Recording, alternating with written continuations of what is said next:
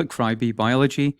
Here we're considering an application of our learning on hemoglobin and oxygen transport in the context of gas exchange for individuals, people who are functioning at high altitude.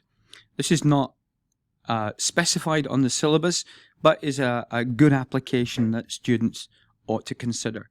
If you wish to, there's a PDF, a blank PDF of this presentation in the description below, along with a quick quiz that will test your understanding of the content presented here.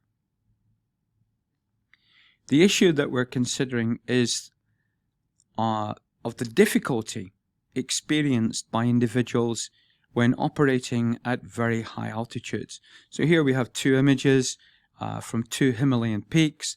The one on the left is Dablam, the one on the right is K2, from two extreme altitudes, 6,800 meters, and in this case 8,600 meters. So what these individuals experience is a severe shortness of breath. They can sustain exercise for very brief periods of time, and the intensity of that exercise is very limited. So let's consider through the oxygen dissociation curves exactly what the problem is that these individuals are having.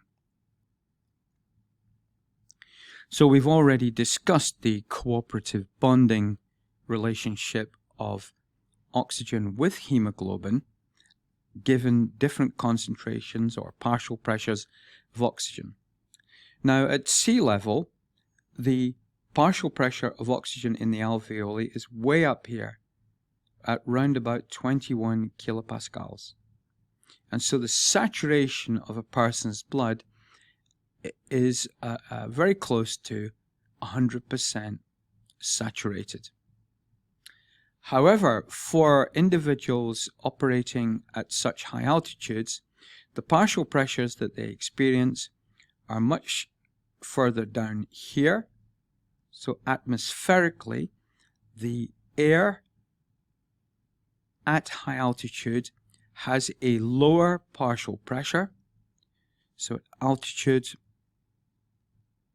we have a lower partial pressure of oxygen.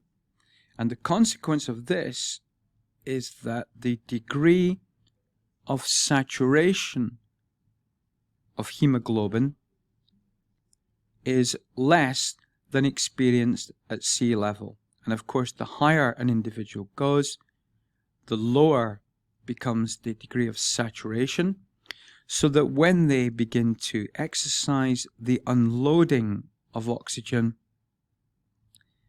releases considerably less oxygen for respiration than would occur at sea level, and so the amount of ATP generated in the mitochondria is compromised.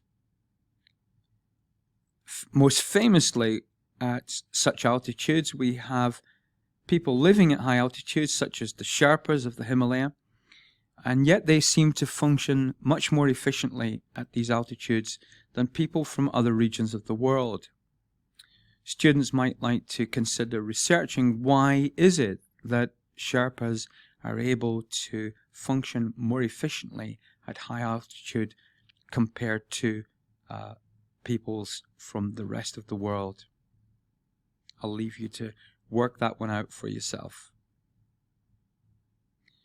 More videos and links to the course content and the channel are given in the links appearing here. Look forward to seeing you in another video.